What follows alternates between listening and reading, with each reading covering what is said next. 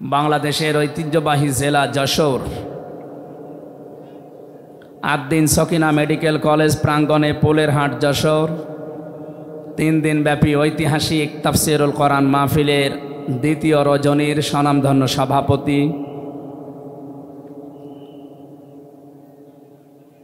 অতদ অঞ্চলের কৃতীয় সন্তান, ইসলামিক চিন্তাবিদ, চিকিৎসাবিদ মরহুম শেখ আকিজউদ্দিন, তার বড় সন্তান আলহাজ ডাক্তার শেখ মহিউদ্দিন, আতালাল্লাহু উমরাহু ওয়া বারাকাল্লাহু ফি হায়াতি, বলেন আমিন। এ মাহফিলে এতক্ষণ যিনি কথা বললেন ইসলামিক চিন্তাবিদ, মুফাসসিরে কোরআন ছোট ভাই মাওলানা রফিকুল ইসলাম মাদানী দামাত বারকাতুহুমুল আলিয়া। আগামীকাল যিনি আসবেন বিশ্বনন্দিত মুফাসসিরে কোরআন, ইসলামিক চিন্তাবিদ, বাংলাদেশের কৃতি সন্তান ডক্টর মিজানুর রহমান আজহারি দামাত বারকাতুহুমুল আলিয়া। আগামীকাল আসবেন আলেমদের মাথার তাজ, ইসলামিক চিন্তাবিদ, মুফাসসিরে কোরআন জনাব শাইখ আহমদুল্লাহ, আতালাল্লাহু উমরাহু ওয়া বারাকাল্লাহু ফি হায়াতি, সকলে বলেন আমিন। গতকাল এখানে যিনি আলোচনা রেখেছেন শাইখুল হাদিস ইবনে শাইখুল হাদিস, আমার কারাগারের সাথী, ইসলামিক চিন্তাবিদ, শিক্ষাবিদ, মুফাসসিরে কোরআন আল্লামা মামুনুল হক হাফিজাহুল্লাহ। গতকাল আলোচনা রেখেছেন শ্রদ্ধাভাজন বড় ভাই মুফাসসিরে কোরআন আব্দুল হাই মোহাম্মদ সাইফুল্লাহ, আতালাল্লাহু উমরাহু ওয়া বারাকাল্লাহু ফি হায়াতি, সকলে বলেন আমিন। মঞ্চের ডানে বামে যারা আছেন সম্মানিত ব্যক্তিবর্গ, সামনে বসা মুসলমান ভাইরা, পর্দার আড়ালের সম্মানিতা মা এবং বোনেরা, প্রশাসনের ভাইরা, প্রাণ প্রিয় যশোরবাসী, আমি প্রথমে দোয়া করছি মহান রব্বুল ইজ্জাত আল জালালের দরবারে মরহুম শেখ আকিজউদ্দিন, তার একজন সন্তান এ দুনিয়া থেকে বিদায় নিয়েছে। এ মাহফিল যিনি এককভাবে বাস্তবায়ন করতেন খুলনা বেজের ডাঙ্গার ময়দানে, উনি কয়েক বছর আমাদের ভেতরে নেই, আলহাজ শেখ মমিনউদ্দিন, আল্লাহ রাব্বুল আলামিন তার কবরটাকে যেন জান্নাতুল ফেরদাউস বানিয়ে দেন, বলেন আমিন। দল মত জাতি বর্ণ ধর্ম নির্বিশেষে কোরআনে কারিম শোনার জন্য যারা এই ময়দানে ছুটে এসেছি রাতের বেলা, আমরা যে খুশি প্রকাশ করার জন্য বলছি আলহামদুলিল্লাহ। সম্মানিত দুইজন উপস্থাপক, আজকে আপনাদের সামনে যারা কথা বলছিলেন আপনাদের যশোরের কৃতি সন্তান, বিশিষ্ট সঙ্গীত শিল্পী, শ্রদ্ধাভাজন বড় ভাই জনাব কবির বিন সামাদ দামাত বারকাতুহুমুল আলিয়া।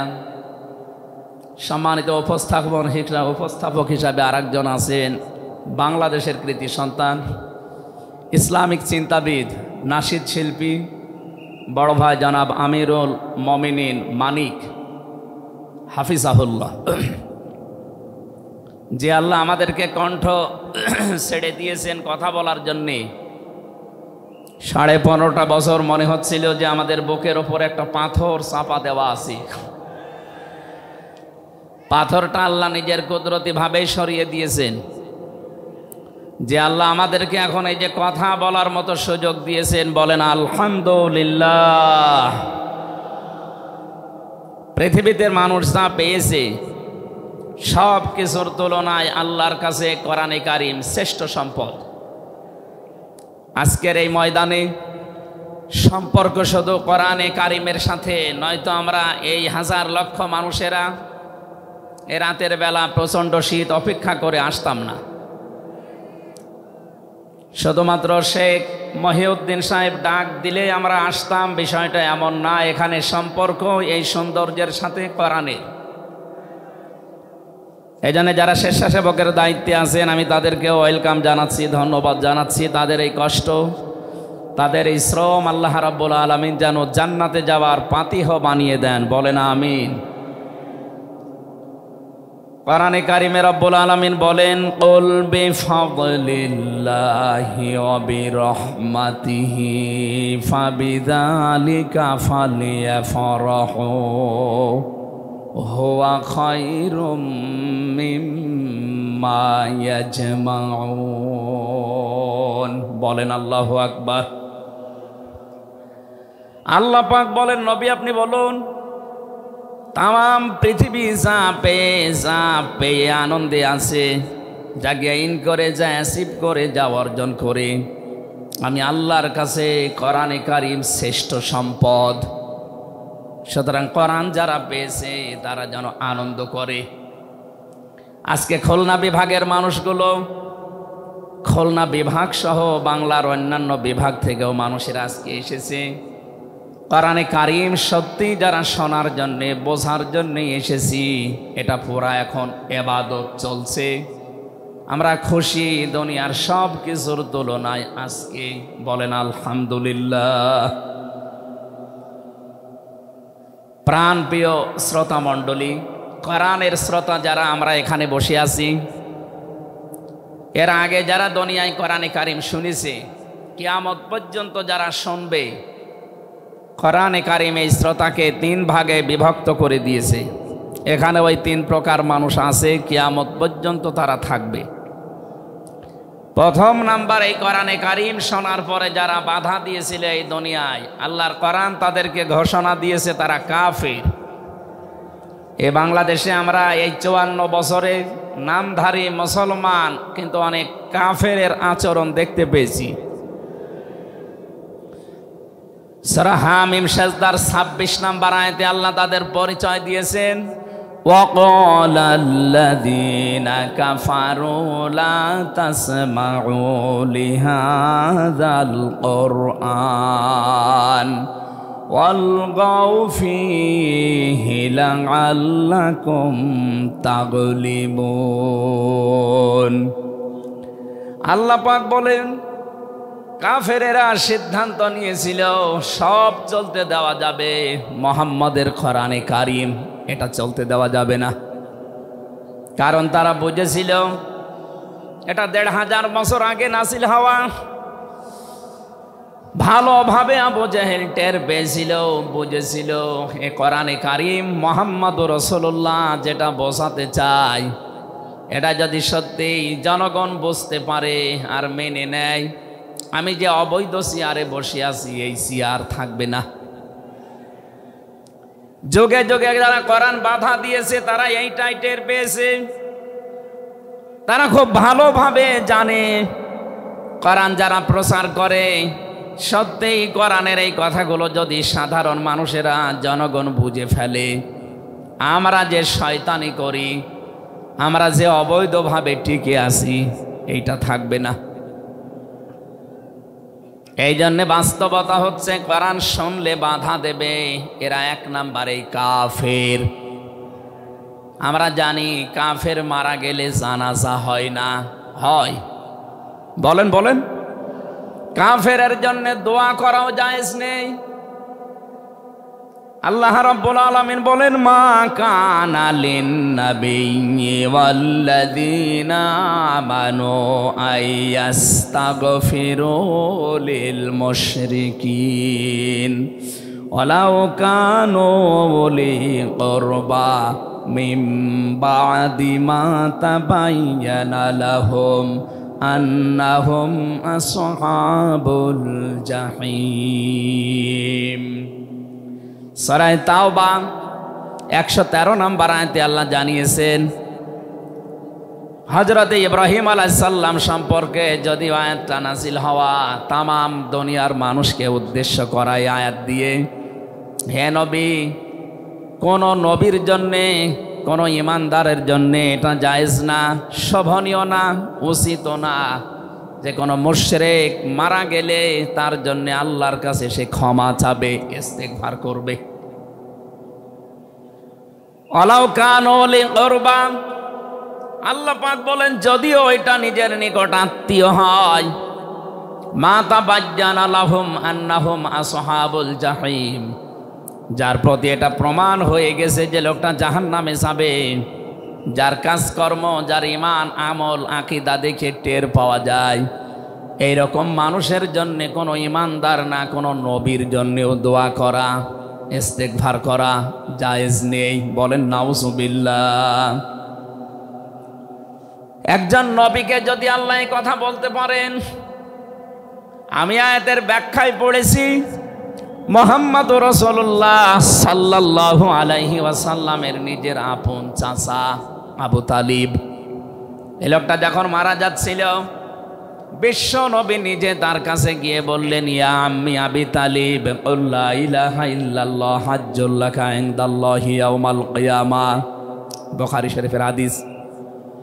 ডাক দিয়ে বললেন, হে চাচা, জোরে বলা লাগবে না, আওয়াজগুলো শুধু আমার কানের কাছে মুখটা নিয়ে আস্তে করে আপনি বলেন, লা ইলাহা ইল্লাল্লাহ, জোরে লা ইলাহা ইল্লাল্লাহ, লা ইলাহা ইল্লাল্লাহ, লা ইলাহা ইল্লাল্লাহ মুহাম্মাদুর রাসূলুল্লাহ। আপনি শুধু আল্লাহর একাত্মবাদের স্বীকৃতি দেন আমার কানের কাছে, এর সালাতের ঘোষণাটা দেওয়া লাগবে না, শুধু আল্লাহর ঘোষণাটা আমার কানের কাছে শোনান। কিয়ামতের দিন আমি আপনার জন্য আল্লাহর দরবারে ঝগড়া করে জান্নাতে নিয়ে যাব। পাশে যারা দাঁড়িয়েছিল তাদের কারণে লোকটা পড়তে পারে নাই। নবীজির মন খারাপ হয়ে গেল। সঙ্গে সঙ্গে সূরা কাসাসের ৫৬ নাম্বার আয়াত নিয়ে ফেরেশতা জিবরাইল হাজির হয়ে গেছে। ইন্নাকা লা তাহদি মান আহবাবতা ওয়ালাকিন্নাল্লাহা ইয়াহদি মাইয়াশা ওয়া হুয়া আ'লামু বিল মুহতাদিন। আল্লাহ পাক বলেন, হে নবী, আপনি যাকে ভালোবাসেন, যাকে পছন্দ করেন, যাকে মনে করবেন আপনি হেদায়েত দেবেন না, আপনি পারবেন না, কারণ হেদায়েত আমি আল্লাহ আপনার হাতে দেইনি। হেদায়েত আমি আল্লাহ নিজের হাতে রেখে দিয়েছি। আমি আল্লাহ যাকে ইচ্ছা তাকে এটা দান করি, আর আমি আপনার চাইতে ভালো জানি যে হেদায়েত পাবে কে। জেলখানার ভেতরে ৩টা বছর আল্লামা মামুনুল হক হাফিজাহুল্লাহ, আমরা দুইজন এক জায়গায় ছিলাম। সকালে এবং দুপুরের খাবার আমরা এক জায়গায় খেতাম। মাঝে মাঝে আমারে বলতেন যে, হামজা, বাইরে যদি আল্লাহ নিয়ে যায় কোনোদিন কাফেরের জানাজায় যাব না, পড়াবো না। আমারে বারবার জিজ্ঞাসা করেছি, ভাই আপনি কাফের পান কোথায়? বাংলাদেশে তো সেরকম কাফের আমরা দেখি না। উনি আয়াতটা আমাকে শুনিয়ে বলেছিলেন, কাফের তো তারা যারা আল্লাহর কোরআনে বাধা দেয়। সুতরাং এই দেশে যারা কোরআনে বাধা দেবে, সে ডাইরেক্ট হোক ইনডাইরেক্ট হোক, সূরা হামিম সেজদার ২৬ নম্বর আয়াতের দলিল অনুযায়ী লোকটা কাফের। কাফেরের জানাজা পড়া কিন্তু হারাম। আমার মনে হয় এখন দেশের অবস্থা যা, আমরা যদি এই সিদ্ধান্তে উপনীত হতে পারি যে কাফেরের জানাজা বন্ধ হয়ে যাবে, আগামীতে কোরআনে কারিম বাধা দেওয়ার মতো সাহস অনেকেই করবে না। কোরআনে কারিমের শ্রোতা ১ নম্বরে পেলাম যারা কাফের। এ ১৫.৫ বছর থেকে শুরু করে ৫৪ বছর আমরা যা দেখলাম, অনেকেই কিন্তু ডাইরেক্ট ইনডাইরেক্ট বাধা দিয়েছেন। এখনো যদি ওইরকম মানুষ থাকেন এই দেশে, আপনি তাওবা করবেন, আপনি সংশোধিত হয়ে যাবেন। আর যেহেতু এখন সংস্কার চলছে, আপনি নিজেকেও সংস্কার করে নেবেন। কোরআনের শ্রোতা হিসাবে আমরা ২ নম্বরে পেয়েছি তাদের নাম, আল্লাহ রাব্বুল আলামিন বলেন, ওয়াইদা কিলা লাহুম তাআলাউ ইলা মা আনজালাল্লাহু ওয়া ইলার রাসূলি রাআইতাল মুনাফিকিনা ইয়াসুদ্দুনা আনকা সুদুদা। সূরা নিসার 61 নম্বর আয়াতে আছে, হে নবী, মানুষদেরকে আপনি যখন বলবেন আসো আল্লাহর বিধানের দিকে আসো, রাসূলের জীবনের দিকে আসো, আপনি দেখতে পাবেন অনেক মানুষ শুনতেও আসবে কোরআন, আপনার কথাও শুনতে আসবে, কিন্তু যখন দেখবে যে এগুলো কোরআনের সাথে আমাদের জীবনের মিল নেই, রাসূলের এই আদর্শের দিকে ডাকে, এগুলোর সাথে বাস্তবতা আমাদের মেলে না, রাআইতাল মুনাফিকিনা ইয়াসুদ্দুনা আনকা সুদুদা, আপনি দেখতে পাবেন ও মানুষগুলো আস্তে করে আপনার কাছ থেকে পেছন ফিরে কেটে পড়ছে। বলেন নাউজুবিল্লাহ। সুতরাং কোরআন শুনতে এসে যেগুলো যাদের জীবনে মিলবে না, এই মানুষগুলো যদি মন খারাপ করে, রাগ করে, যে কোনো কায়দায় চলে যেতে চান, আপনি মনে করবেন মুনাফিকের জার্ম আপনার ভেতরে আছে। আল্লাহ আমাদের হেফাজত করুন, বলেন আমিন। 3 নাম্বার শ্রোতার বর্ণনা পেয়েছি সূরা আনফালের 2 নম্বর আয়াতে। আল্লাহ পাক বলেন, ইন্নামাল মুমিনুনা আল্লাযীনা ইযা যুকিরাল্লাহু ওয়াজিলাত কুলুবুহুম ওয়া ইযা তুলিয়াত আলাইহিম আয়াতুহু যাদাতুহুম ঈমানা ওয়া আলা রাব্বিহিম ইয়াতাওয়াক্কালুন। চিৎকার করে বলেন আল্লাহু আকবার। আল্লাহ পাক বলেন, আমার দৃষ্টিতে তো কোরআনের শ্রোতা আসল এবং মুমিন তারা, যাদের সামনে আমার নাম উচ্চারণ হলে তাদের অন্তরাত্মা কেঁপে ওঠে, আমার আয়াতগুলো তাদের সামনে তেলাওয়াত হলে এ মানুষগুলোর ঈমান ভেতরে যা আছে এটা আরো বেড়ে যায়। এখানে যাদাতুহুম ঈমান আর ব্যাখ্যায় আমি দেখেছি, শরীরের পশমগুলো দেখবেন আপনি হঠাৎ খাড়া হয়ে যাবে, বাম স্তনের 2 আঙ্গুল নিচে একটা গোস্তের টুকরা আছে, ওটা কাঁপবে, কাঁপাকাঁপি করবে, একটা অনির্বচন শোক আপনি আলাদা অনুভব করবেন। এই 3টা যদি এখন আমাদের ভেতরে তৈরি হয়, আলা রাব্বিহিম ইয়াতাওয়াক্কালুন, বাড়ি যাওয়ার আগে এই সিদ্ধান্ত নিয়ে যাওয়া যাবে যে আল্লাহ ছাড়া আর কারো উপরে আমরা ভরসা করি না। বলেন সুবহানাল্লাহ। এই 3টা আয়াত দিয়ে আমি বোঝাতে চেয়েছি মুনাফিক কারা, আল্লাহর দৃষ্টিতে মুমিন কারা। 3 নাম্বারে এই তরিকায় যদি আমরা এই 3টি গুণ অর্জন করতে পারি, আজকে আল্লাহর কথাগুলো শুনলে আপনার ভেতরে কাঁপ ধরবে।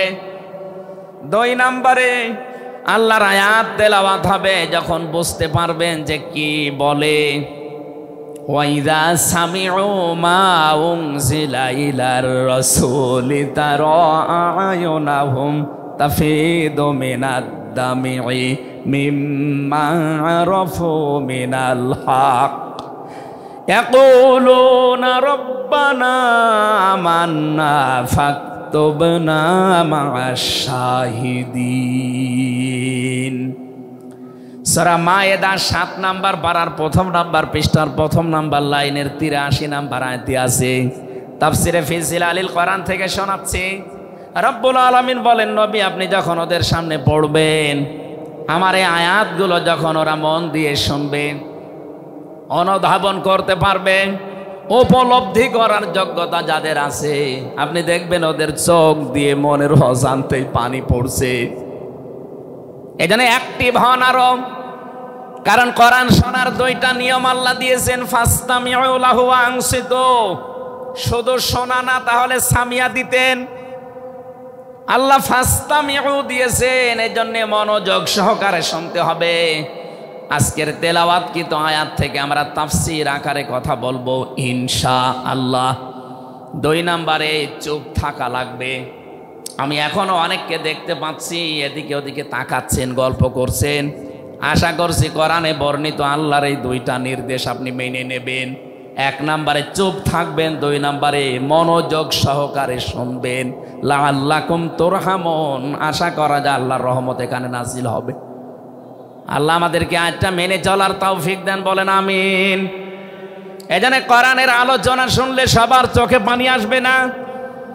যারা এটা উপলব্ধি করতে পারবে, অনুধাবন করতে পারবে, আপনি দেখবেন তাদের মনের অজান্তেই কখন যেন চোখ দিয়ে পানি গড়িয়ে পড়ছে, তারা নিজেরাও টের পাবে না। আল্লাহ যেন এই 3 নাম্বার এই প্রকার শ্রোতা হিসাবে আমাদের কবুল করেন, বলেন আমিন। দরুদ আর সালাম পাঠ করছি আমাদের নবী মুহাম্মদুর রাসূলুল্লাহ সাল্লাল্লাহু আলাইহি ওয়াসাল্লামের প্রতি, যার প্রতি কোরআনে কারীম আল্লাহ নাযিল করেছেন। সেই কোরআনকে যদি আপনি জিজ্ঞাসা করেন, হে কোরআন, যার উপরে নাজিল হলে তার সম্পর্কে তোমার ভেতরে কোনো কিছু আছে, কোনো পরিচয়? আল্লাহ রাব্বুল আলামিনের কোরআন আমাদেরকে শোনাচ্ছে, وَإِذْ قَالَ رَبُّ وَإِذْ قَالَ عِيسَى ابْنُ مَرْيَمَ إِنِّي رَسُولُ اللَّهِ إِلَيْكُمْ مُصَدِّقًا لِمَا بَيْنَ يَدَيَّ مِنَ التَّوْرَاةِ। আয়াতের শেষের দিকে আল্লাহ ইসমুহু আহমাদ এই শব্দ দিয়ে জানিয়েছেন, হযরত ঈসা আলাইহিস সালাম তিনি জানিয়ে গিয়েছেন এই পৃথিবীতে আমার পরে একজন নবী আসবে যার নাম হবে আহমাদ। আমাদের নবীর পরিচয়টা আল্লাহ কোরআনে কারীম যিনি নাযিল করলেন তার উপরে, তার ভেতরেই তার নামটা আল্লাহ সংরক্ষণ করে দিয়েছেন। প্রশ্ন আসতে পারে, এক একজনের তো বহু নাম আমরা দেখি, হে কোরআন তোমার ভেতরে কি মুহাম্মদুর রাসূলুল্লাহ সাল্লাল্লাহু আলাইহি ওয়াসাল্লাম এই নাম তোমার ভেতরে আল্লাহ কি তার সম্পর্কে দিয়েছেন নাকি? আমরা যে তেলাওয়াত করেছি সূরা ফাতিহা, এই সূরা থেকে যেহেতু আজকে আলোচনা করব, এই সূরার প্রথম আয়াতে আমার আল্লাহ আমার নবীর নামকে উল্লেখ করে জানিয়েছেন। এটা 29 নাম্বার আয়াত, মুহাম্মাদুর রাসূলুল্লাহ। সূরা ফাতিহার 29 নাম্বার আয়াতটা আমরা পড়েছি 4 ভাগের 1 ভাগ। এই আয়াত থেকে আমরা আজকের আলোচনার বিষয় সাজিয়েছি। আমার আজকের বিষয়বস্তু, আমরা মুহাম্মাদুর রাসূলুল্লাহর উম্মত হতে চাই। সত্যি যদি আল্লাহর দৃষ্টিতে বিশ্বনবী মুহাম্মদুর রাসূলুল্লাহর উম্মত আমরা হতে চাই, মাস্ট বি তেলাওয়াতকৃত আয়াতের এই বর্ণিত গুণগুলো আমাদের এখন থেকেই অর্জন আরম্ভ করা লাগবে। আমি সহ যারা এসেছি অবশ্যই আল্লাহ এই গুণগুলো এখন থেকে যেন পালন করার তৌফিক আমাদেরকে দান করেন, আমিন। সূরার নাম সূরা ফাতিহা, ফাতাহ মানে বিজয়। এ সূরার প্রথম আয়াতের ভেতরে এই শব্দটা আছে, এখান থেকে নামকরণ করা হয়েছে। আল্লাহ রাব্বুল আলামিন বলেন, ইন্না ফাতাহনা লাকা ফাতহাম মুবিনা, অবশ্যই হে নবী আমি আপনাকে একটা সুস্পষ্ট বিজয়ের সুসংবাদ দিচ্ছি। এই বিজয়ের ঘটনা তো ঐতিহাসিকভাবে ইবনে কাসিরের ভেতর থেকে আমি শিক্ষার জন্য এবার বলছি। এদিকে খুব অ্যাক্টিভ হয়ে থাকবেন। এই সূরা ফাতিহার 18 নাম্বার আয়াত। আমার যতটুকু পড়াশোনা আছে, আমার যতটুকু লেখাপড়ার স্টাডি আছে, এই আয়াতটা এখন বাংলাদেশে সবচাইতে বেশি প্রয়োজন। সূরা ফাতিহা 18 নাম্বার আয়াত। যে যেখানে আছেন, দাঁড়িয়ে আছেন, বসে আছেন, শুয়ে আছেন, কান এবার খাড়া করে দেন। হুদায়বিয়ার সন্ধির যে ঘটনা আমরা শুনেছি এতদিন পর্যন্ত, শুধু শুনেছি অনেকে, কিন্তু এখান থেকে শিক্ষাটা আজ অনেকে নেয়নি।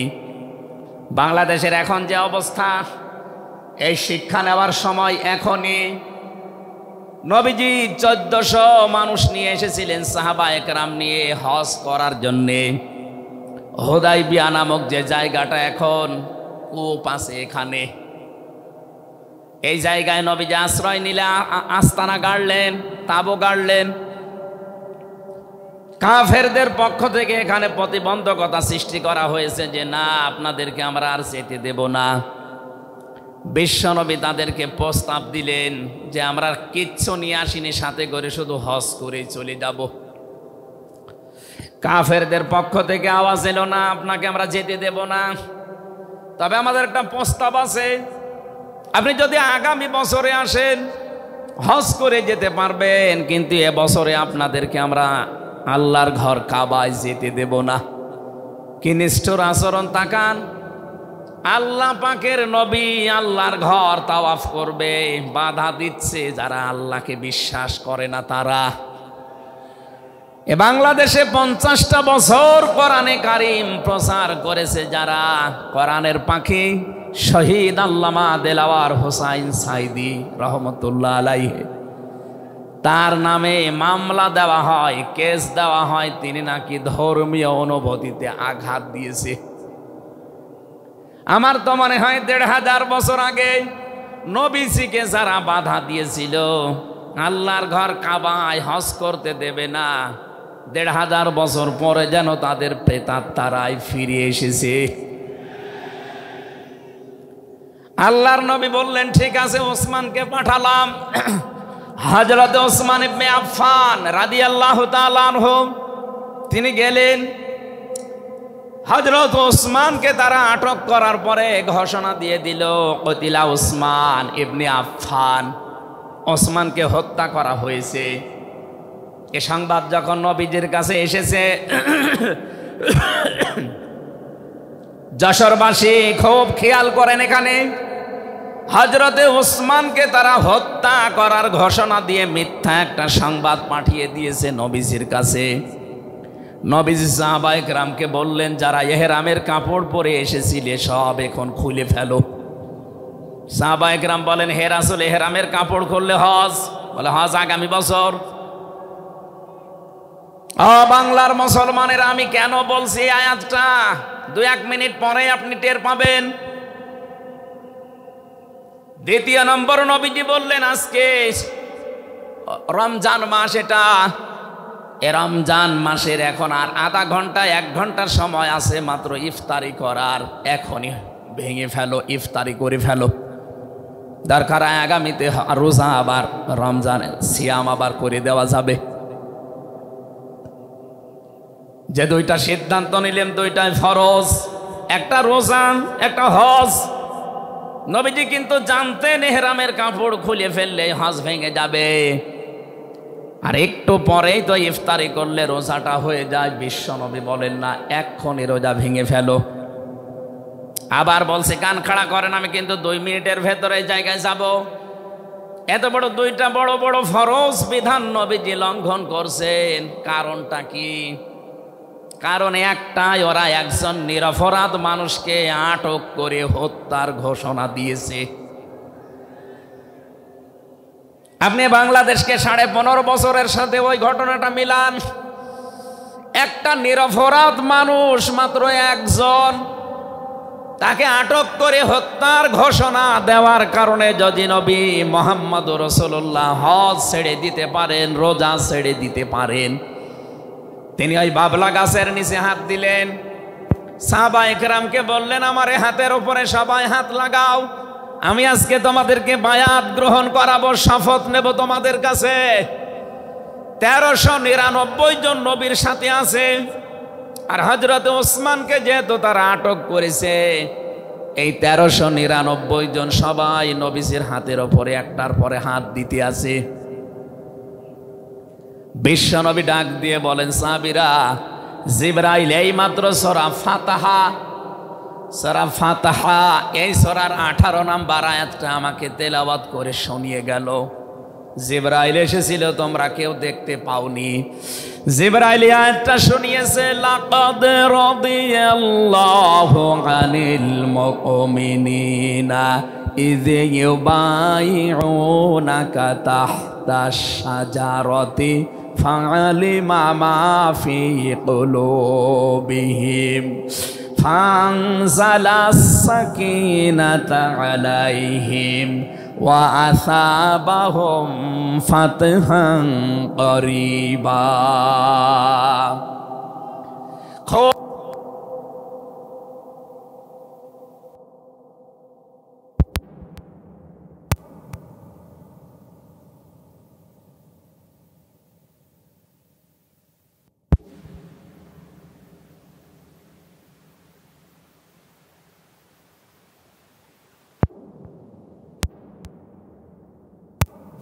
কদ লাকাদ রাদিয়াল্লাহু আনিল মুমিনিন। আল্লাহ পাক বলেন আমি নিজে মুমিনদের উপরে অবশ্যই অবশ্যই রাজি হয়ে গেছি। রাজি হব না, হয়ে গেছি। তাহতা শাজারাতি, এই গাছের নিচে আপনার হাতের উপরে যারা হাত দিয়ে আজকে শপথ বাক্য পাঠ করছে যে ওসমান হত্যার বদলা না নিয়ে কেউ মদিনায় ফেরত যাবে না, আমি আল্লাহ তাদের মনের খবর যেহেতু জানি, ফাআলিমা মাফি কুলুবিহিম, তারা যে শপথ নিচ্ছে এটা কিন্তু লোক দেখানোর জন্য না, এটা মন থেকেই। ফানসালাস সাকিনাতা আলাইহিম, তাদের উপরে আমি আল্লাহর প্রশান্তি নাজিল হয়ে গেছে অলরেডি। ওয়াসাবাহুম ফাতাহান করিবা, তাদেরকে আমি আসন্ন একটা বিজয়ের সুসংবাদ দিচ্ছি। সুতরাং এই বায়াতের দোয়ানের উপরে যেহেতু সবাই হাত দিয়েছে, ওসমানের হাতটা এখানে নেই, হে নবী আপনার বাম হাতটা উপরে তুলে ধরেন, এইটাই আমি ওসমানের হাত হিসাবে মেনে নিলাম।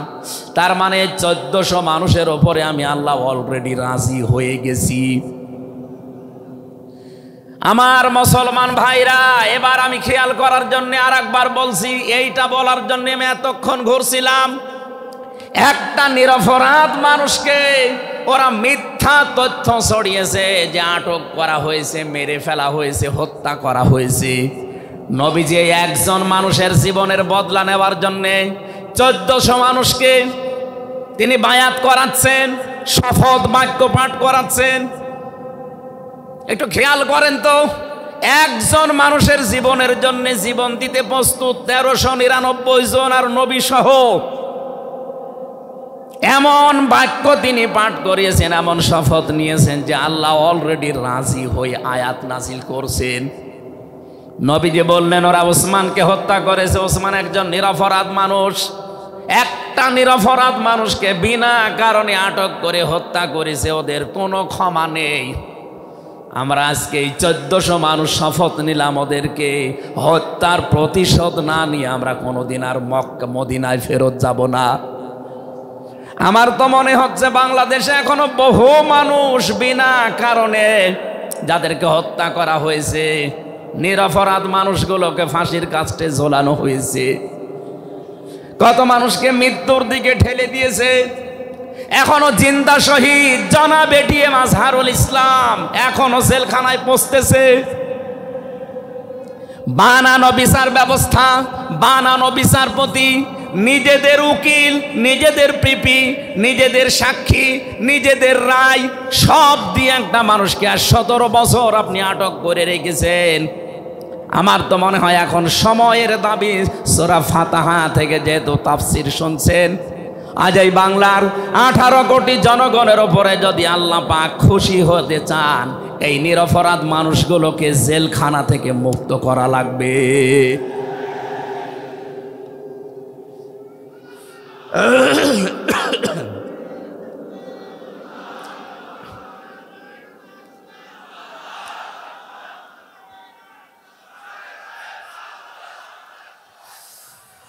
যশোরবাসী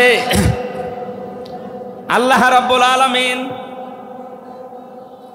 এখানে কয়েকটা বিষয় আমাদেরকে উপহার দিতে চেয়েছেন সুসংবাদের মাধ্যমে। 1 নম্বরে আল্লাহ বলেন আমি রাজি হয়ে যাব। 2 নম্বরে ওদের মনের মূল কথাগুলো যেহেতু আমি জানি, সুতরাং যারা নারায়ে তাকবীর আল্লাহু আকবার এই স্লোগান দিয়ে এই মাজলুম মানুষটার পক্ষে অবস্থান নিলেন, আমার তো মনে হচ্ছে ফানজালাস সাকিনাতা আলাইহিম, আল্লাহ পাক তার রহমত এখন এদেশের ওপরে নাজিল করবে।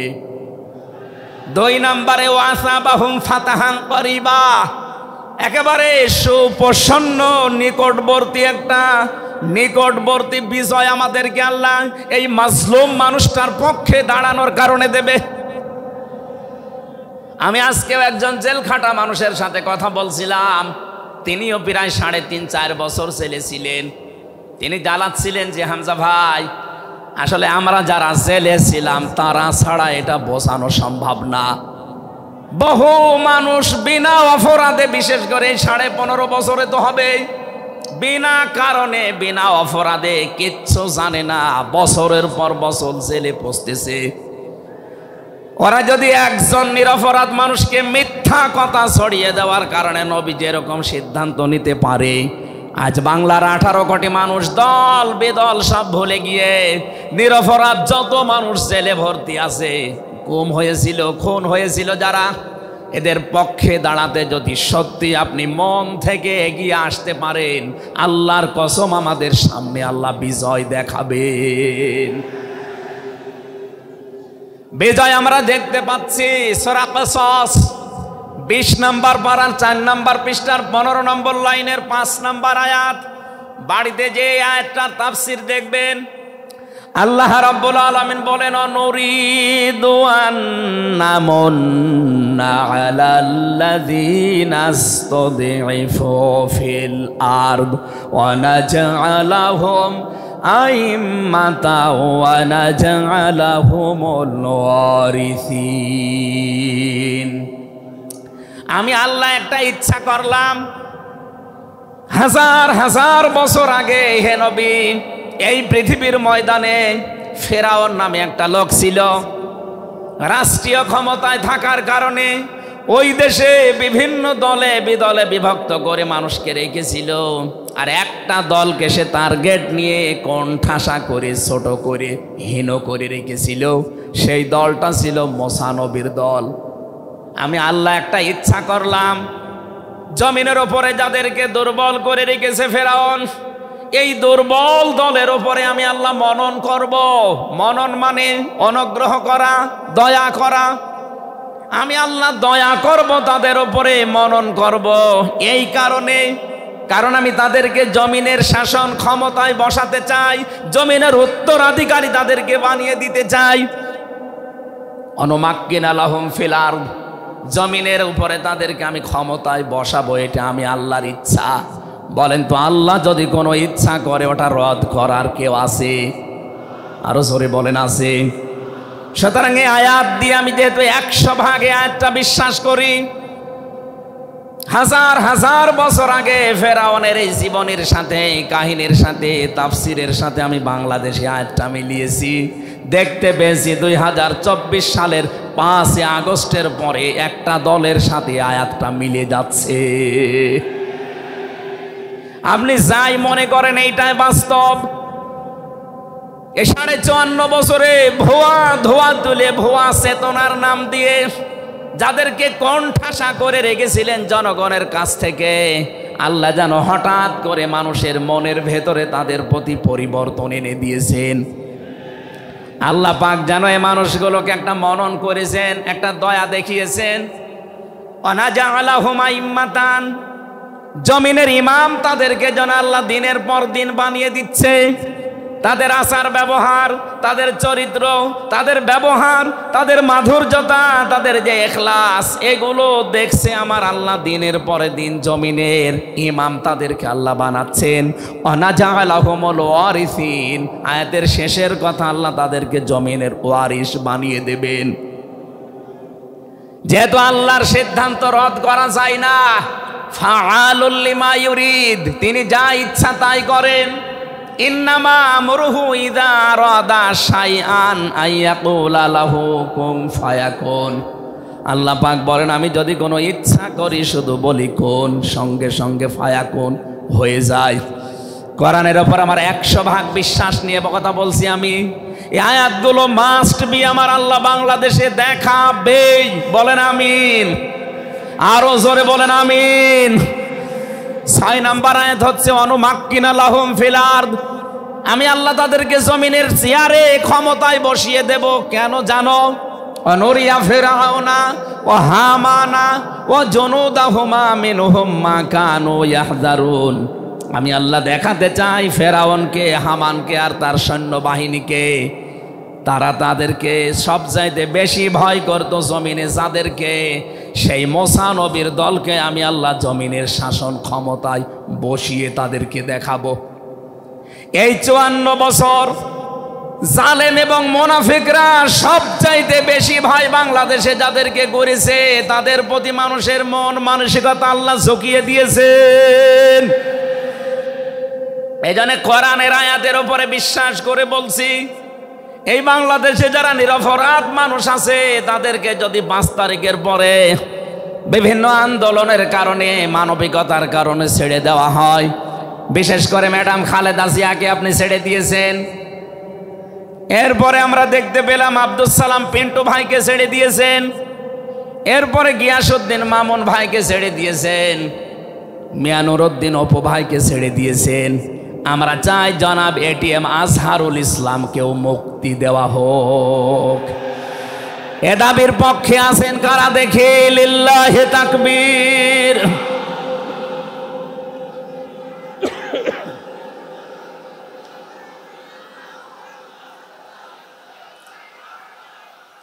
আলহামদুলিল্লাহ। ভাই আমি আয়াতটা পড়লাম এই জন্যে, 1500 বছর আগে একটা নিরপরাধ মানুষের পক্ষে দাঁড়ানোর কারণে যদি আল্লাহ এতগুলো সুসংবাদ দিতে পারে, সাকিনা নাজিল করা, সুপ্রসন্ন একেবারে নিকটবর্তী বিজয় দেওয়া, আমরা যদি আজ নিরপরাধ মানুষগুলো যারা আজ জুলুমের শিকার হয়ে 15.5 বছর 17 বছর মানবেতর জীবনযাপন করছে, আমি তো 3 বছর তার ভুক্তভোগী।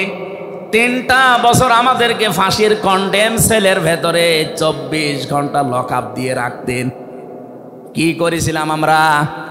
আজকে এই যে মাহফিলের 6 জন আলেমের ভেতরে আমরা 3 জনই এক জায়গায় ছিলাম জেলখানায়, আর বাকি 3 জনের ভেতরে একজন তো বাইরের দেশে, আর 2 জন আব্দুল হাই সাইফুল্লাহ, শাইখ আহমদুল্লাহ, 2 জন মজলুম।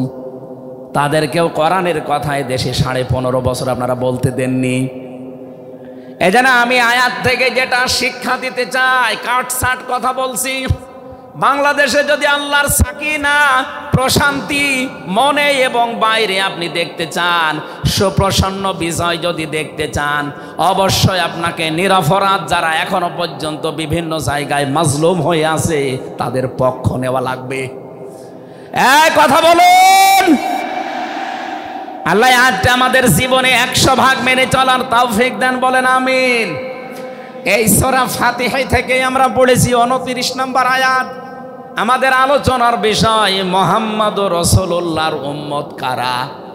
রব্বুল আলামিন বলেন মুহাম্মদুর রাসূলুল্লাহ, মুহাম্মদ সাল্লাল্লাহু আলাইহি সাল্লাম আল্লাহর রাসূল। হে নবী, দুনিয়ার কেউ যদি আপনার রেসালাত স্বীকার না করে, কেউ যদি সাক্ষী না দেয়, আমি আল্লাহ নিজে সাক্ষী দিয়ে দিলাম আপনি আমার রাসূল। সুতরাং এই বাংলার জমিনে কেউ যদি নবীর আদর্শ না মানে, বিশ্ব নবীর কোনো ক্ষতি হবে না, আল্লাহরও কোনো লস নেই, যত ক্ষতি আমাদের। কথা বলেন না কেন?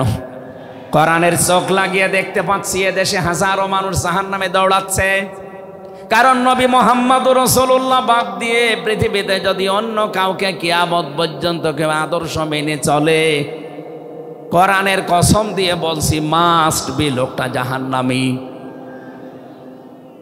এজন্য এরকম আচরণে যারা আছেন, বুঝে হোক না বুঝে হোক, আল্লাহ রাব্বুল আলামিনের পরিচয় দেওয়ার আগে আমার আল্লাহ রাসূলের পরিচয় আমাদের কাছে দিয়েছেন। রাব্বুল আলামিন বলেন কুল হুয়াল্লাহু আহাদ আল্লাহুস সামাদ লাম ইয়ালিদ ওয়া লাম ইউলাদ ওয়া লাম ইয়াকুল লাহু কুফুয়ান আহাদ।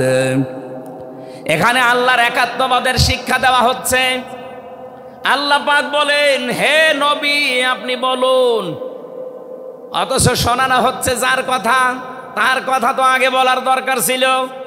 এখানে আগে রেসালাতের ঘোষণাটা দেওয়া হয়েছে, কুল হে নবী আপনি বলুন। বাংলার মুসলমানেরা, ফেরাউনের জীবনী পড়ে আমি দেখেছি সে কিন্তু আল্লাহর একাত্মবাদের ঘোষণা দিয়েছিল, কিন্তু রেসালাতের ঘোষণা দেয়নি, এজন্য লোকটা ঈমান পায়নি। বাংলাদেশে বহু মানুষকে আমরা দেখতে পাচ্ছি আল্লাহর কথা বললেও বলেন আমরা কি নামাজ পড়ি না, রোজা রাখি না, আমি কি হজ করি না, দান সাদকা করি না, এগুলো সব আল্লাহর বিধান। এগুলোর পাশাপাশি আল্লাহর প্রেরিত পুরুষ যিনি আমাদের এই জামানায়, আল্লাহর প্রেরিত পুরুষ যিনি কিয়ামত পর্যন্ত, তার নাম মুহাম্মাদুর রাসূলুল্লাহ। জ্ঞানী মানুষ যারা বসে আছেন এক কথায় তারা বুঝবেন আমি জানি। আজ বিশ্ব নবীর আদর্শ বাদ দিয়ে আপনি কার আদর্শ মানেন আপনার বিবেকের কাছে প্রশ্ন করেন। এটা রাজনীতি মনে করে কেউ যদি চলে যান আপনার কপালে আগুন লাগবে, আপনারও মরণ হবে ফেরাউনের মতো। ও আল্লাহকে মেনেছিল কিন্তু রেসালাত মানে নাই। এদেশে আজ অনেকেই আল্লাহর কথা বললে নামাজ পড়ে, রোজা রাখে, হজ করে আসে, দান সাদকা করে। আরে ভাই এগুলো সবই আল্লাহর বিধান। আপনি আল্লাহকে মানেন কিন্তু তার প্রেরিত পুরুষ এই জামানায় যিনি কিয়ামত পর্যন্ত তার নাম মুহাম্মাদুর, আবার জোরে বলেন মুহাম্মাদুর রাসূলুল্লাহ। এতক্ষণ পর্যন্ত যা বললাম আমি আশা করছি আপনি বুঝেছেন। বিশ্ব নবী বাদ দিয়ে অন্য কারো আদর্শ এ জমিনে মানা যাবে না। মানলে আপনি বুঝে মানেন, আর না বুঝে মানেন আপনি জাহান্নামী। এখন যদি মুসা আলাইহিস সালাম আসে দুনিয়ায়, এখন আসে, আর আমরা কেউ যদি আল্লাহর নবী মুহাম্মদুর রাসূলুল্লাহকে বাদ দিয়ে ঈসা নবী, মুসা নবীকেও মেনে চলি, নিছক আপনি জাহান্নামী। এটা রেকর্ড হচ্ছে, সারা দুনিয়ায় যাবে। সূরা আলে ইমরানের ৮০ নম্বর আয়াত। অন্য ধর্মে যারা আছেন, ইহুদি, খ্রিস্টান, আহলে কিতাব যারা দাবি করেন, এমনকি এই মুশরিকদের ভেতরেও যারা, বৌদ্ধদের ভেতরে যারা অমুসলিম, তাদেরকে বলছি আপনারা ভুল পথে আছেন। আপনারা যাদেরকে নবী নাম বলে চলেন, যিশু বলেন, ঈসা আলাইহিস সালামকে, মুসা আলাইহিস সালামকে আপনারা যোসেফ বলে ডাকেন। আপনাদের ওই সমস্ত নবীগুলো তাওরাতে, ইনজিলে অলরেডি ঘোষণা দিয়েই গেছে যে আমাদের পরে একজন শেষ নবী আসবে, তার নাম মুহাম্মাদুর রাসূলুল্লাহ বা আহমদ। তাকে যদি তোমরা জীবদ্দশায় পেয়ে যাও, পৃথিবীর সব কিছু ছেড়ে দিয়ে তার আদর্শটা গ্রহণ করবা, নয়তো পথভ্রান্ত হয়ে, পথভ্রষ্ট হয়ে জাহান্নামে যাওয়া লাগবে। যাকে মেনে চলার দাবি করেন সেই যিশু, সেই যোসেফ, হযরতে ঈসা নবী, হযরতে মুসা নবী, তারাই যেহেতু ঘোষণা তাওরাতে, ইনজিলে দিয়ে দিয়েছে, হয়তো আপনাদের পুরোহিত যারা, ধর্মগুরু যারা, ঠাকুর যারা আপনাদেরকে শোনায় না। এই সত্য বিধান আপনি ইনজিলে পড়েন। আমার শেষের শব্দ ছিল ফিত তাওরাতি ওয়াল ইনজিল। এই দুইটা কিতাব আপনারা পড়ে দেখবেন, এখানে আমাদের নবী, শেষ নবীর বর্ণনা আছে ৯০৩ জায়গায়। বলেন আল্লাহু আকবার। আল্লাহ পাক প্রথম শব্দে জানাতে চেয়েছেন, হে নবী, কেউ যদি আপনাকে স্বীকার না করে, কেউ না মানে, আমি আল্লাহ নিজে ঘোষণা দিলাম, ওয়াল্লাযীনা মাআহু আশিদ্দাউ আলাল কুফফার। আপনার সঙ্গে সাথী যারা হবে, আপনার সাথে যারা থাকবে, আপনার উম্মত বলে যারা কিয়ামত পর্যন্ত দাবি করবে, তাদের ভেতরে এই গুণগুলো মাস্ট বি পাওয়া যাবে। যশোরবাসী, এবার আপনাদের জন্যে আপনি মিলান তো এই আয়াতটা নিজের জীবনে আছে কিনা। ওয়াল্লাযীনা, আর যারা, মাআহু, আপনার সঙ্গে থাকবে, আশিদ্দাউ আলাল কুফফার, তারা কাফেরদের প্রতি বজ্রকণ্ঠ হবে। কালকে মাওলানা মামুনুল হক, আমি ছিলাম কালকে চট্টগ্রামের ফেনীতে, একটু লাইভ দেখেছি। উনি কিন্তু শেষের দিকে এটা জানিয়েছেন, ওঠো, বজ্রমুঠি করো, ঘোষণা দাও। এ কথা বলেনি? এই কথা বলেন না কেন? ওনার এইটাই সামারাইজ, আশিদ্দাউ আলাল কুফফার, কাফেরদের প্রতি কঠোর হওয়া লাগবে। সেই সময় এখন অলরেডি চলছে। প্রতিবেশী নামে আমাদের যারা আছে, যেহেতু প্রতিবেশী পাল্টানো যায় না, এজন্য আমরা বেশি কিছু বলছি না। আমরা আশা করব যে প্রতিবেশীর চরিত্র পাল্টাবে। নবীজি প্রতিবেশী সম্পর্কে এত বেশি কথা জানিয়েছেন, মাঝে মাঝে বলতেন, জিবরাইল, প্রতিবেশী সম্পর্কে যত কথা তুমি বলো, মনে হয় যে আমার জমি জায়গার ভাগও দেওয়া লাগবে। যেহেতু এত দামি জিনিস প্রতিবেশী, এত গুরুত্বপূর্ণ, আপনাদেরকে তো আমরা আর পাল্টাতে পারবো না, আমাদের জমির সাথে আপনাদের জমি। এই জন্যে বলছে আপনারা চরিত্র পাল্টাবেন। আপনি মাইক্রোসফট, ভয়েস অফ আমেরিকা, এগুলো সব খ্রিস্টানরা ইহুদিরা চালায়। তারা আজ তামাম দুনিয়ার 257টা রাষ্ট্রে কিন্তু অলরেডি জানিয়ে দিয়েছে বিশ্বে সবচাইতে বেশি মিথ্যা কথা বলা হয় ভারতে। পৃথিবীর 257টা রাষ্ট্রের ভেতরে সবচাইতে বেশি সংখ্যালঘুরা নিরাপত্তার সহিত বাস করে বাংলাদেশে। অথচ এই দুইটা এতদিন, এই 54 বছর আমরা স্বাধীন হয়েছি, 54টা বছরে আমাদের পেছনে এই মিথ্যা দুইটা তথ্যই প্রতিবেশীরা ছড়িয়েছে। সারা দুনিয়ার মোড়লদেরকে বলতো যে বাংলাদেশে সংখ্যালঘু নির্যাতন হয়। এদেশের গোবিন্দ পরামানিক, কুমার কি সেন যেন কয়েকজন মিলে তারা বিবৃতি অলরেডি মাঝে মাঝাই দিচ্ছে যে আগস্টের 5 তারিখের পর থেকে বাংলাদেশে আমরা সবচাইতে বেশি নিরাপত্তায় আছি সংখ্যালঘুরা। এখনো তো কোরআনে কারিম এই দেশে কায়েম হয়নি। আমি কোরআনের এই অনুষ্ঠান থেকে আপনাদেরকে গ্যারান্টি দিতে পারি, আল্লাহর কসম, কোরআনে কারিম যদি এদেশের রাষ্ট্রীয় ক্ষমতায় চলে আসে, বাংলাদেশের সবচাইতে বেশি নিরাপদে থাকবে সংখ্যালঘুরা। একজন মুসলমানের মাথায় যদি কেউ আঘাত করে একটা গুনাহ হবে, একটা অমুসলিমের গায়ে যদি কেউ আঘাত করে ডবল গুনাহ হবে। বাংলার মুসলমানেরা অনেকে মনে করেন যে এটা মনে হয় নতুন হাদিস। না, আপনি একজন মুসলমানকে আপনি মারলেন, আপনার নিজের ভাই, সে আল মুসলিম ও আখুল মুসলিম, কিন্তু অমুসলিম আপনার ভাই, এ কথা কোরআনেও নেই, হাদিসেও নেই। কে কথা বলেন এখন? 3টা বিষয় যদি কারো ভেতরে পান, সে যেই হোক। 1 নম্বরে কেউ যদি আমার কেবলাকে কেবলা মনে করে, ফাহু আখি, সে আমার ভাই। 2 নম্বরে আমার জবাই করা জিনিস যদি সে খেতে চায়, ফাহু আখি, সে আমার ভাই। 3 নম্বরে সে যদি আমার মতো নামাজ পড়ে, সে আমার ভাই। সুতরাং এই 3টা বিষয় সামনে রেখে আমরা এই দেশে যারা আছি, মতের হয়তো মিল নেই, দলের হয়তো নামের মিল নেই, কিন্তু এই 3টা বিষয় যারা মানবেন, আমার মতো নামাজ পড়বেন, আমার কাবাকে কাবা মনে করবেন, আমার জবাইকে তো বেস্ত আপনিও খাবেন, এটা যেই হোক, এই দেশে আমরা সবাই তাকে ভাই ভাই ভাই মনে করি। কথা বলেন ঠিক কিনা? এই 3টার বাইরে যারা আছেন তারা তো আর আমার ভাই না। তাদের সম্পর্কে কি? তারা আমার এই দেশের আমানাত। 1 নম্বরে এই সংখ্যালঘু যারা আছে, হিন্দু হোক, খ্রিস্টান হোক, বৌদ্ধ হোক, মুশরিক হোক, যাই হোক, যারা আছে তাদের ওপর যদি আপনি অত্যাচার করেন, তাদের মন্দির ভাঙেন, তাদের দেবতাকে গালি দেন, তাদের মাথায় বাড়ি দেন, চাঁদাবাজি করেন, 1 নম্বরে জুলুমের গুনাহ হবে, 2 নম্বরে আমানতের খেয়ানতের গুনাহ হবে।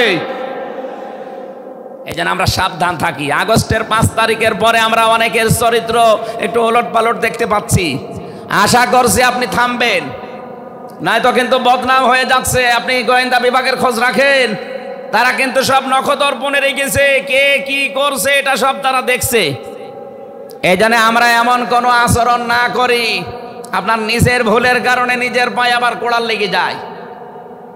তারা সব দেখতে পাচ্ছে এই 4.5 মাসে কারা মানবতার জন্য কাজ করে, কারা দেশের জন্য কাজ করে, কারা এই 2780 জন মানুষ হাসপাতালের বেডে কাতরাচ্ছে, এদের কাছে কারা গেছে সব খোঁজ তাদের কাছে আছে। 2732 জন মানুষ হত্যা হয়েছে একজনের নির্দেশে। এতগুলো শহীদ পরিবারের পাশে কারা কারা দাঁড়াচ্ছে সব তাদের কিন্তু ডকুমেন্ট আছে।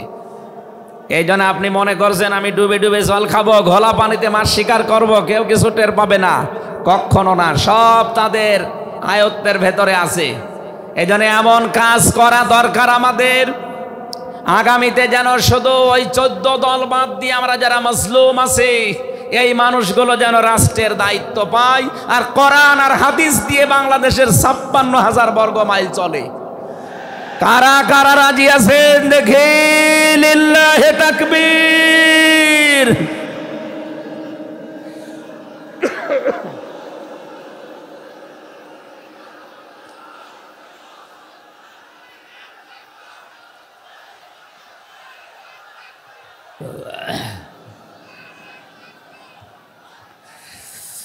আমার ভাইরা,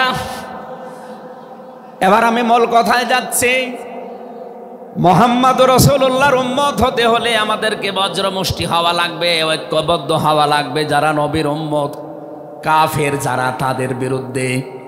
আমি কাফেরের পরিচয় সে প্রথমে দিয়েছি।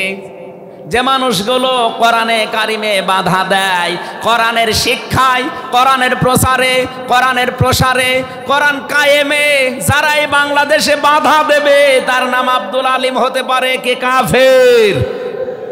এদের বিরুদ্ধে কঠোর হওয়া লাগবে আপনাকে। আমি আবার বোঝার জন্য বলছি, নাম হয়তো আপনার আল্লাহর নাম আপনি নিয়েছেন আব্দুল আলিম, আব্দুল খালেক, কিন্তু আপনার কাজ যদি কোরআন প্রচারে বাধা দেওয়া হয়, ডাইরেক্ট ইনডাইরেক্ট, অবশ্যই আপনি বুঝতে পেরেছেন আমি কি বলছি।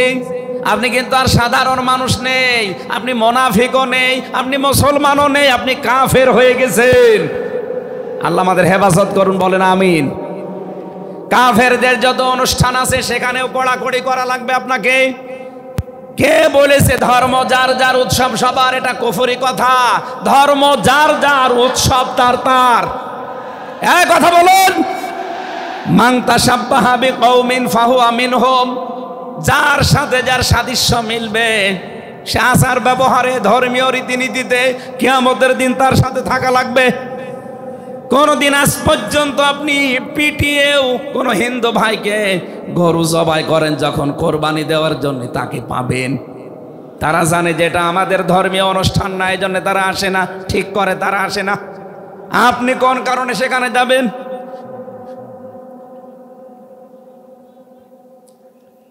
রোহামা ও বাইনাহুম। দ্বিতীয় নম্বরে আমরা পেয়েছি নিজেদের ভেতরে মহব্বত, ভালোবাসা, সম্প্রীতি, মায়া, মমতা, এটা নিজেদের ভেতরে বাড়ানো লাগবে। আপনি নবীর উম্মত হতে চান, অথচ এটা নিজেদের ভেতরে আরো দূরত্ব তৈরি করেন না। এটা নিজেদের ভেতরে আরো স্যাক্রিফাইস করে হোক, ডাকাডাকি করে হোক, নিজেদের ভেতরে এটা তৈরি করা লাগবে আরো বেশি। তার রুক্কান সজ্জাদা। হে নবী, আপনার উম্মত যারা, আপনার সাথে যারা আছে, তাদেরকে দেখতে পাবেন আল্লাহর সন্তুষ্টি এবং অনুগ্রহ তালাশ করার জন্যে। তারা রুকু এবং সেজদাকারী অবস্থায় তাদের দেখতে পাবেন। নবীর উম্মত যারা এসেছেন, অন্য ধর্মের লোকদেরকে বাদ দিলাম, বিশ্ব নবীর উম্মত যারা এখানে বসে আছেন, আমাদের উচিত হবে যতদিন আজরাইল না আসে, ফরজ নামাজ আমরা কোনো দিন ছেড়ে দেব না। আরো জোরে বলেন। আল্লাহ যেন এটা মেনে চলার তৌফিক দেন আমাদের একেবারে জীবনের শেষ দিন পর্যন্ত। 2 নম্বরে, ফরজ নামাজের সময়টুকু যেভাবেই হোক বের করে আপনি আদায় করেন। সুন্নত নফল ওইগুলো যদি পড়তে না পারেন পরবর্তীতে পড়বেন, কিন্তু ফরজ নামাজ কেউ ছেড়ে দিয়ে সে আল্লাহর আয়ত্ত থেকে বের হয়ে যায়। বলেন নাউজুবিল্লাহ। সাহাবায়ে কেরাম আল্লাহর দরবারে যে 7টা কারণে কবুল হয়েছিলেন, তার ভেতরে 1 নাম্বার কারণ ছিল এই মানুষগুলো আল্লাহর বিধান সামনে পেলে পৃথিবী ভুলে যেতেন। আব্দুল্লাহ আনসারী রাদিয়াল্লাহু তাআলা আনহুর জীবনী পড়েছি। এই লোকটা আল্লাহর বিধান সেজদাকে সামনে রাখতে গিয়ে নিজের স্ত্রীকে এক কাপড়ে গর্তের ভেতরে বসিয়ে রেখেছিল, নিজের ছেলেকে শিকল দিয়ে বেঁধে রেখেছিল, তারপরও আল্লাহর বিধান সেজদা সে ভুলে যায় নাই। আমাদের এরকম কঠিন পরিস্থিতি এখন হয়তো আসেনি, তারপরও আমরা অনেকে বিনা কারণে ফরজ নামাজ ছেড়ে দেই। আমি নামাজের কথা মুসলমানদের কাছে সচরাচর বলতে চাই না, কারণ একজন মুসলমান আর একজন কাফেরের ভেতরে পার্থক্য নামাজ। নামাজ যদি কেউ না পড়ে সে মুসলমান থাকে কি করে? সুতরাং আজান হওয়ার পরে মুসলমান যাবে মসজিদে নামাজ আদায় করতে, মানুষ টের পাবে যে লোকটা মুসলমান। রিজালুল্লাহ তুলহিহিম তিজারাতু ওয়ালা বাইউন আন যিকিরিল্লাহ ইলা আখির আয়া। মুসলমান ব্যবসায়ী যারা, তাদের পরিচয় আল্লাহ দিয়েছেন। আল্লাহ রাব্বুল আলামিন বলেন,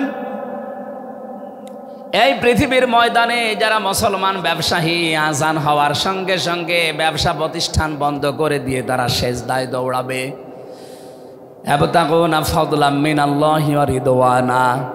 এখানে আল্লাহ 2টা শব্দ ব্যবহার করেছেন। আল্লাহর ফজল যদি কেউ চায় তাহলে অবশ্যই তাকে মসজিদে যাওয়া লাগবে। আল্লাহুম্মা ইন্নী আসআলুকা মিন ফাদলিকা, ফজলের জন্য জমিনে আল্লাহ পাঠিয়েছেন আমাদেরকে, আর রহমতের জন্য তার ঘর মসজিদে পাঠিয়েছেন।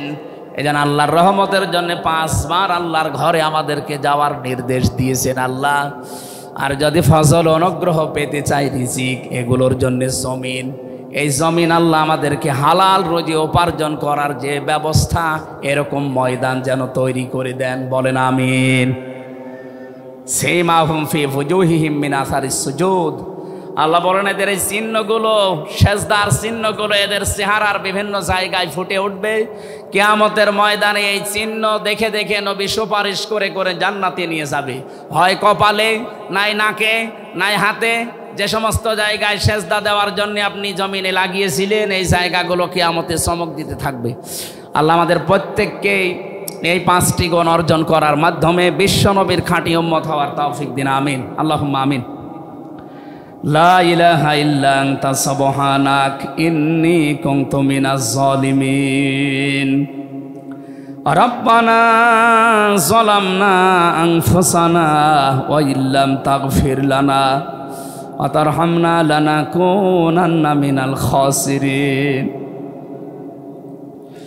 যেখানে যারা দাঁড়িয়ে আছেন মোনাজাতটা বসে করেন, যদি সুযোগ থাকে। মোনাজাত হচ্ছে আল্লাহর কাছে, বসে করেন মোনাজাতটা। যেখানে যারা দাঁড়িয়ে আছেন বসেন, বসেন, প্রত্যেকেই বসেন, মাথা নিচু করেন, চক্ষু বন্ধ করেন, নিজের জীবনের অপরাধগুলো স্মরণ করেন মনে মনে।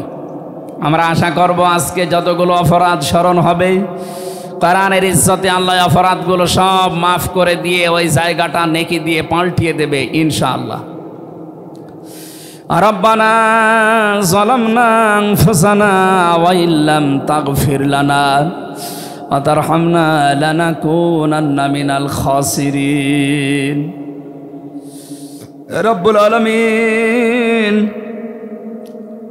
যশোর পুলের হাট দিন সকিনা মেডিকেল কলেজ প্রাঙ্গণে 3 দিন ব্যাপী ঐতিহাসিক তাফসিরুল কোরআন মাহফিলের দ্বিতীয় রজনীতে রাত 11টা বেজে গেছে। সেই জোহরের পর থেকে গভীর রজনী পর্যন্ত যারা কোরআনে কারিম শোনার জন্য চাতক পাখির মতো বসে আছে, আল্লাহ মনের ভেতরে যার যে কামনা বাসনা আছে মেহেরবানি করে পুরা করে দাও। এ বিশাল আয়োজনের দিকে তুমি একটু তাকাও। আল্লাহ মনে হচ্ছে তারা জান্নাত সাজিয়েছে। তোমার হাবিব জানিয়েছে কোরআনের পেছনে যারা টাকা পয়সা খরচ করবে, কিয়ামতে ওই অর্থের হিসাব তোমার কাছে দেওয়া লাগবে না। আজকের এই বিশাল ময়দান সাজাতে গিয়ে যারা টাকা পয়সা খরচ করেছে, আদ্দিন ফাউন্ডেশন, আকিস গ্রুপের যে ভাইগুলো, এদের এই টাকাগুলো কোরআনের ইজ্জতে, কোরআনের প্রচারের জন্য কবুল করে নাও। সওয়াব যদি তুমি দিয়েই থাকো খুশি হয়ে, আল্লাহ তাআলা যা বলতে চেয়েছি আমার ইমান থেকে আমি হক কথাগুলো বলার চেষ্টা চালিয়েছি। সওয়াব যদি অক্ষরে অক্ষরে 10টা করে নেকি হয়ে যায়, সওয়াবগুলো তুমি আমাদের নবীর রওজায় পৌঁছিয়ে দাও। দুনিয়ার মাটির নিচে যারা ঈমান নিয়ে ঘুমিয়ে আছে এদেরকে ক্ষমা করে দাও। বিশেষ করে আমাদের মা বাবা যাদের নেই, যারা মাথা নিচু করে চক্ষু বন্ধ করে চোখের পানি ফেলে দিয়েছে মার বাবার জন্যে, এই মুহূর্তে মা বাবাকে কবরে জান্নাতুল ফেরদাউস দিয়ে দাও। মরহুম শেখ আকিজউদ্দিন, তার স্ত্রীরা যারা কবরে ঘুমিয়ে আছে, তার সন্তান মরহুম শেখ মমিনউদ্দিন ভাই সহ প্রত্যেকের কবরগুলো তুমি জান্নাতুল ফেরদাউস বানিয়ে দাও। এলাকায় মাটির নিচে যত মানুষ কবরে আছে আল্লাহ, হাজার হাজার মন মাটি বুকের ওপরে নিয়ে তাদের বুককে তুমি হালকা করে দাও, কবরগুলো জান্নাতের সাথে সংযোগ বানিয়ে দাও।